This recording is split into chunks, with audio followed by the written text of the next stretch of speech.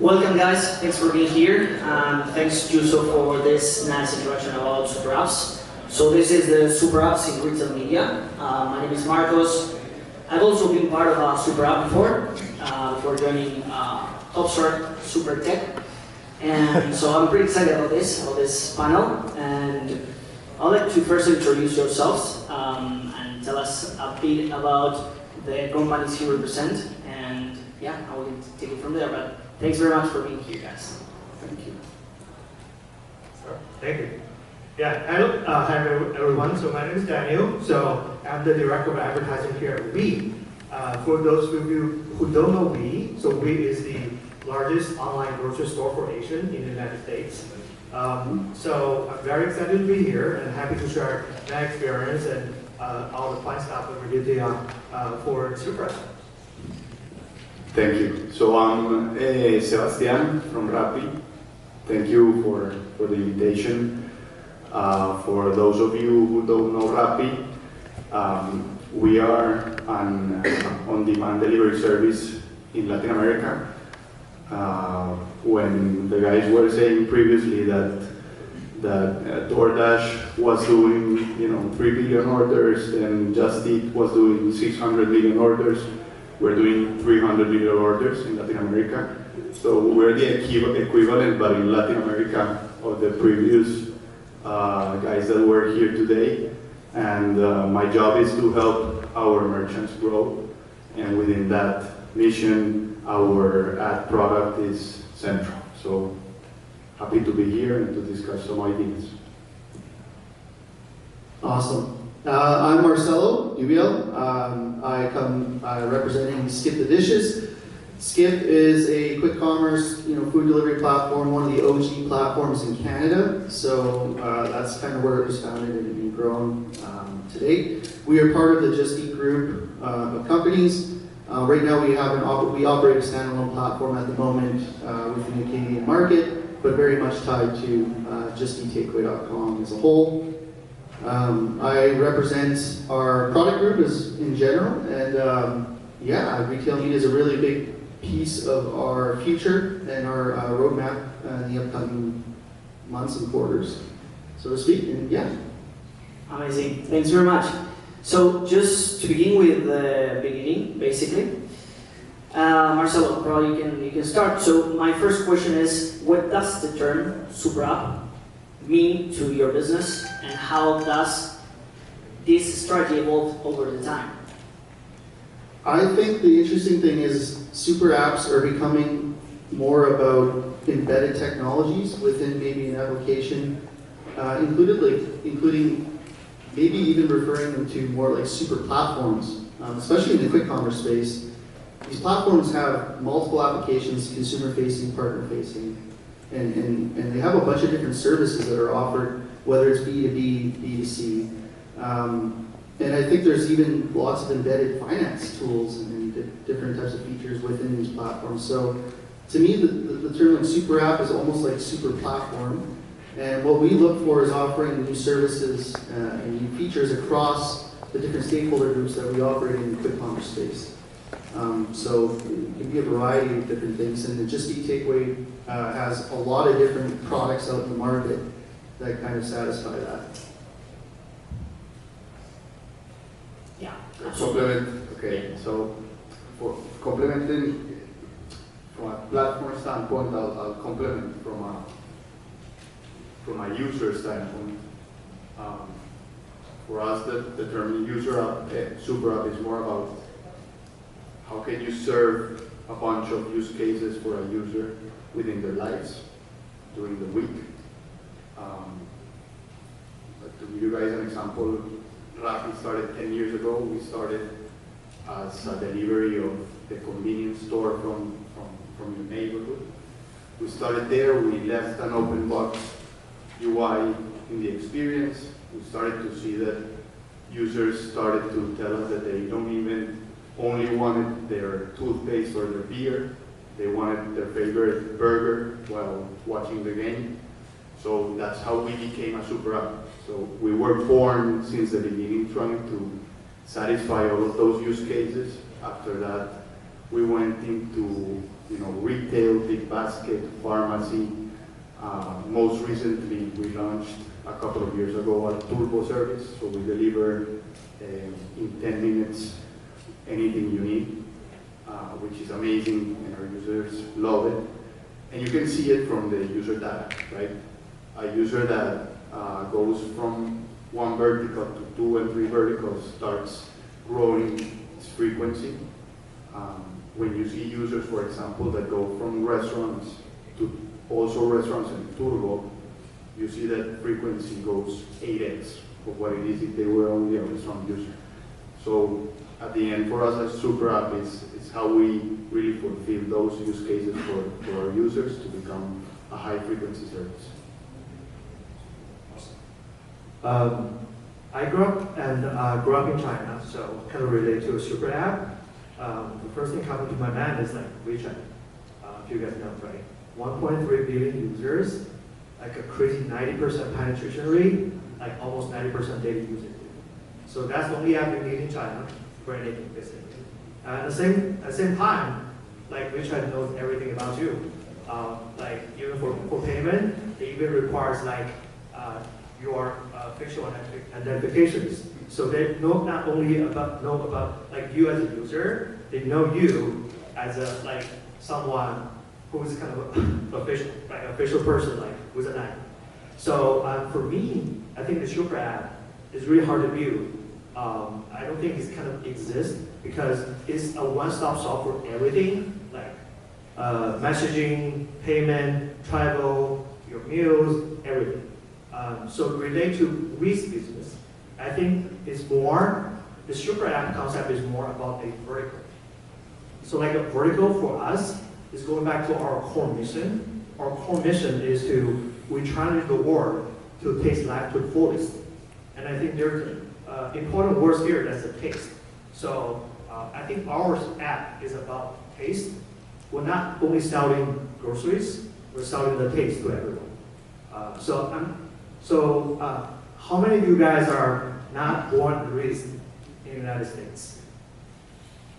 Wow. So if you live in the US and if you're not born here, most likely you're gonna have a hometown flavor or hometown taste, right? It used to be maybe like as far as 7,000 miles away. Now it's like 1 day away. So I used to carry a lot of like authentic stuff from China. I'm gonna go back. Now I don't have to do it. It delivered to me next day. So I think we kind of challenge everybody to taste authentic and culture-free food for everyone. So I think that's the taste. The first one is the taste itself. And about 30% or more of our products, you can only find it on Weee. You cannot find it anywhere else in the US. So we want to have a unique position from our product assortment to deliver that taste to everybody. On the other hand, we also run our restaurant-to-go business. So I live in Foster City here in the Bay, and I have a favorite restaurant in Sunnyvale. And I'm not going to travel 20 miles to get a food from the restaurant. And then, firstly, DoorDash and Uber Eats not going to deliver, it's too far away. So, but we can do it in the next day along with your grocery orders in one package. So, and the other thing is like we have our 3P marketplace. That marketplace is not selling food necessarily, but it's selling what I call accessory to the taste. So, for example, like a cooking pot. My mom finds like that's the best cooking pot that she was looking for, and I can tell the difference. But it's like only the authentic like user can tell the difference. And I think it's not more than taste; it's also about the experience and how you discover products. And I think you guys find out the supermarket experience, right? Probably not that great, right? So we're trying to enable a really fun product discovery experience for all of the users. To discover the food and find that excitement once they discover the food. And then also the experience, part of our experience is about sharing the food. So the food is not only about taste, it's about how you consume that, right? So the way that you can share with your family, your friends, we have those social media site kind of on Weee, where people can upload the videos about the new dish they just made and share with everybody. And then we have those kind of rebate, it's kind of a rebate program where you can upload your order to your friend circle, and people can get a discount from your order and find the product they're looking for. So I think in short, super app for us is like a super app for taste, and we want to deliver not only the best taste, authentic taste, but also the best experience to discover the taste. Amazing. Well, if you can deliver Argentinian dulce de leche or asado, I'll definitely use it. Oh, by the way, we just launched the Latino store called Mascudo. Sorry, my Spanish is pretty bad, right? So we don't have Francisco, we don't have a Chilean store yet. We'll open one just for you. I'll make sure you give me some discount on ads content. Okay? Sounds great. So you mentioned like you mentioned some key points. I take one of the terms that Marcelo mentioned, which is platform. Seba also mentioned the users at the core.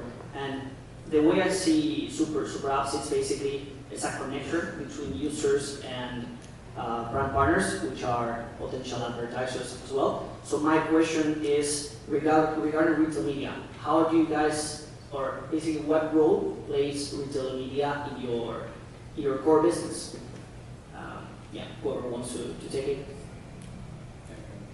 Go ahead, Seba. Yes. So, yeah, retail media for us is really not complementary. It's now part of our core strategy, right? And let me tell you guys why. Because this is how we, not only how we make revenue, but also how we grow the platform if we do it right.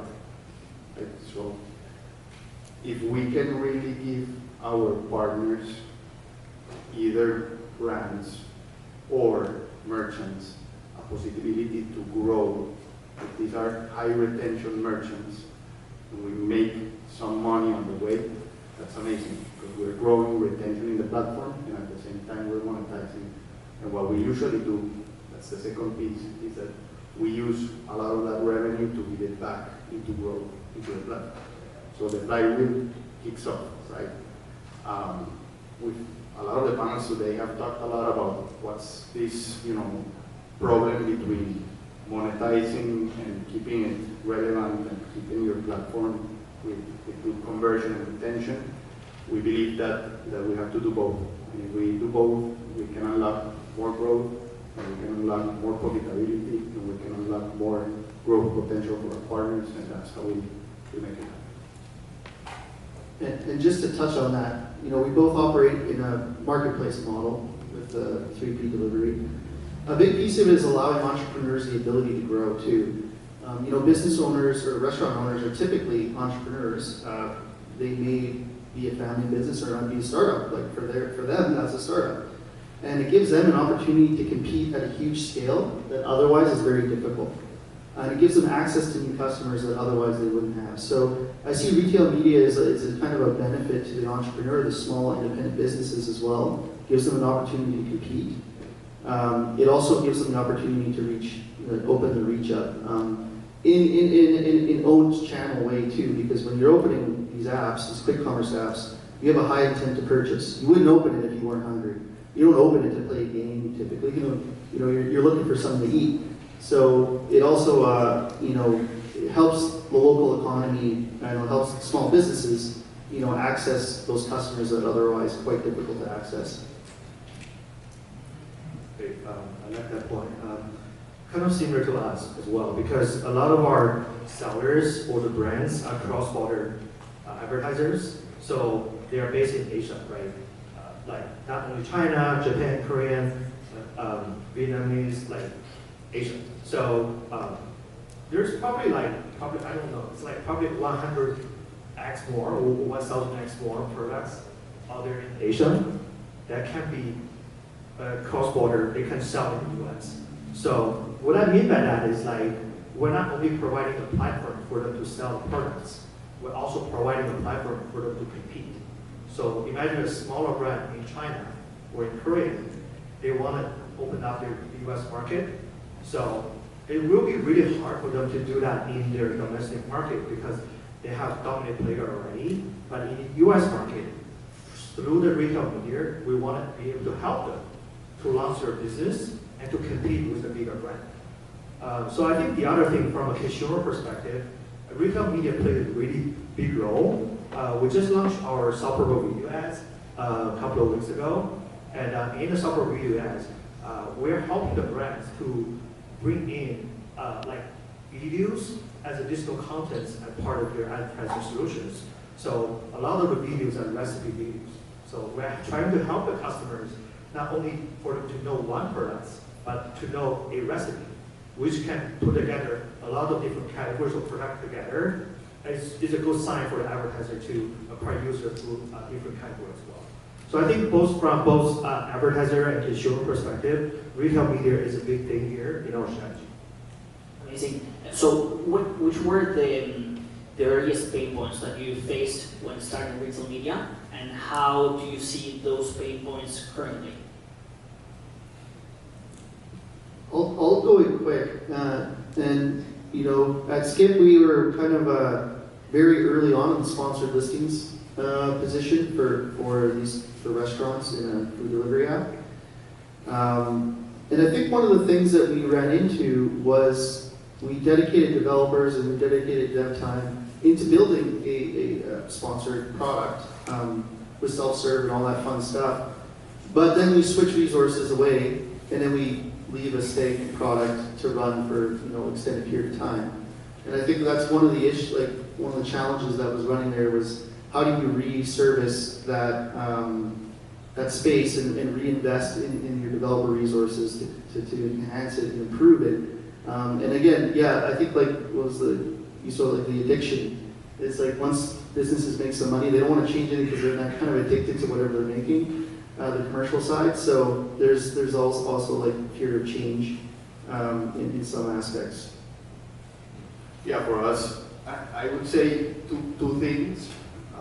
The first one was basically scalability of the very early products that were, fixed placements across 9 countries, 200, 300 cities, moving from that to managing everything through a server in a single algorithm connected to our personalization algorithm was like the biggest change. We were recently discussing it because we were part of that team, so we had to have hundreds of people selling and operating the product at the beginning, and now we don't need that because we have the scalable solution, right? And it's simplified product.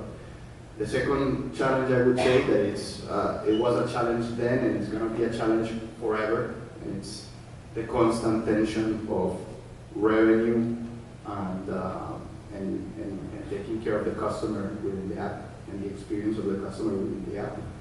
And I think that's going to be there forever. And I think that whoever really cracks how to do both things well is who's going to really shine in this space. So looking forward also to working on that problem for ages.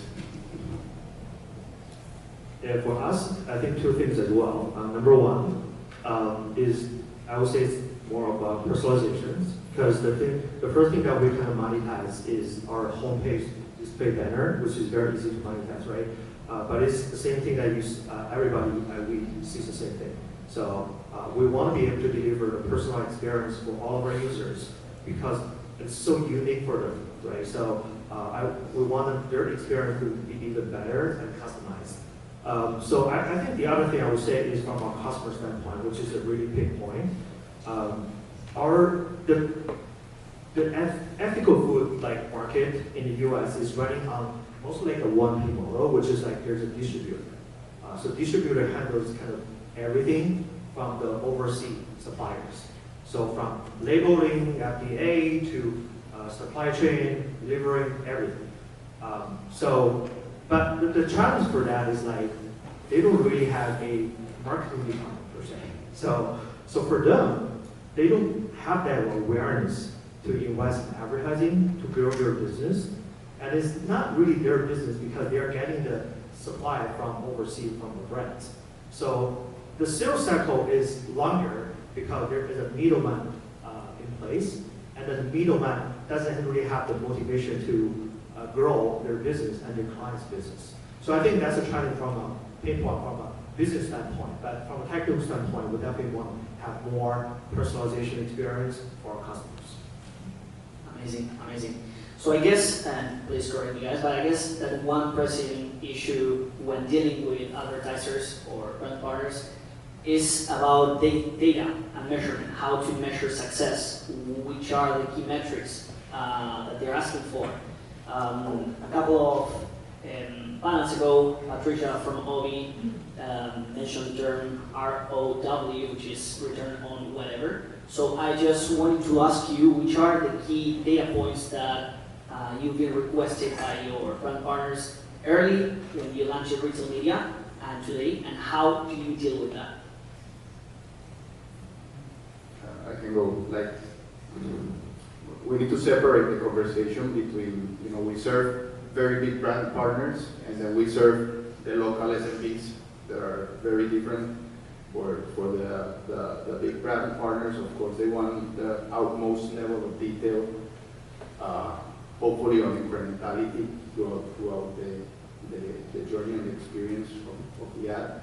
And that's becoming every time, like, we do have an advantage in our platform, and it's that we can do direct attribution of the product, right? So what the brands are looking for constantly is how to really get the attribution of what they're also advertising off-site with what they're doing on-site. So that's one of the biggest problems for them right now. For the SMBs, it's a different story. It's not about KPIs. For them, it's about sales.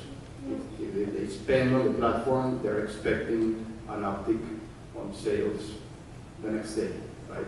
So we can go with ROAS, with iROAS, with ROAS W, or whatever you want to call it, but if they don't really see that their sales improved 30% versus last week, they're not going to keep investing in the product. So those will be like the two different mindsets that we see.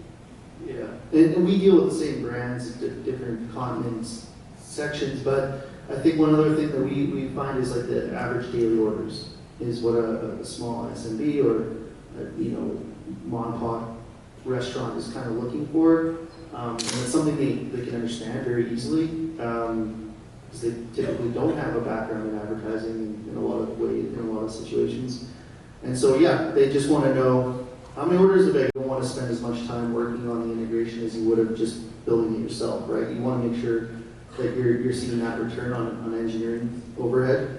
In the long run, and in runtime, uptime is actually super important piece, because you don't want to start seeing a lot of errors on a Friday or Saturday, especially when that's like our peaks, and it's like cyclic, it's every week, stuff like that.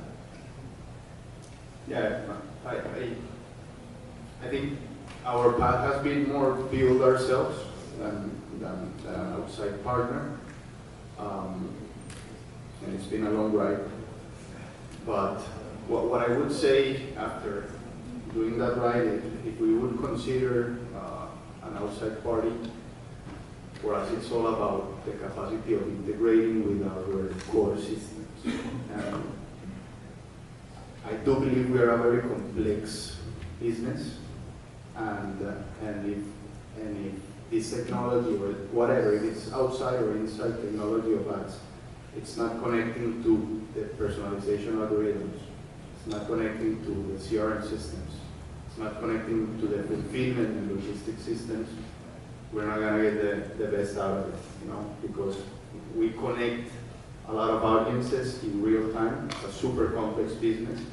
And if the ad business doesn't understand that and speaks the language for all of the other systems within the company, I don't think we can really build something that is scalable. Yeah, for us, I think I always ask the question, because we have our in-house tech team as well. I always ask the question, like, if our in-house team is not in-house anymore, who do I choose? I think that's, they're kind of like the return on engineering overhead is important because we want to build the product we want to build, and we want to have the best kind of the technical ability that we can offer to our advertisers. So I think I view those like our tech vendors as like a strategic partner, as a vendor, not only as a vendor but a kind of a consultant as well. Can lead us when we need it, and can also provide flexibility when we need that, because our business model is quite unique. It's on a specific niche, so it may not be exactly the same as what other retailer is. So how much scale that we can operate on that platform, it really matters. So I think that's why I really prefer a vendor who can provide the strong support, consultant, and also the flexibility for our unique business model. Great. I was just going to say, I was lucky enough to do a short tour at Grab the Ads myself, and so I have a very interesting perspective on what it really takes to build like an in-house platform, and the type of skill sets and the type of people and like hustle and energy you really need. And I think like different companies have different ways to approach it. And so for me, I think like I wouldn't go into that space unless I had that type of energy, team, and drive, and the management layers behind you, and like your administration or your executive layer, like pushing as hard as they did. Because I think that has a huge component to it too, right? Like, so you need that full commitment if you're really going to go in-house 100% from all levels of management, essentially.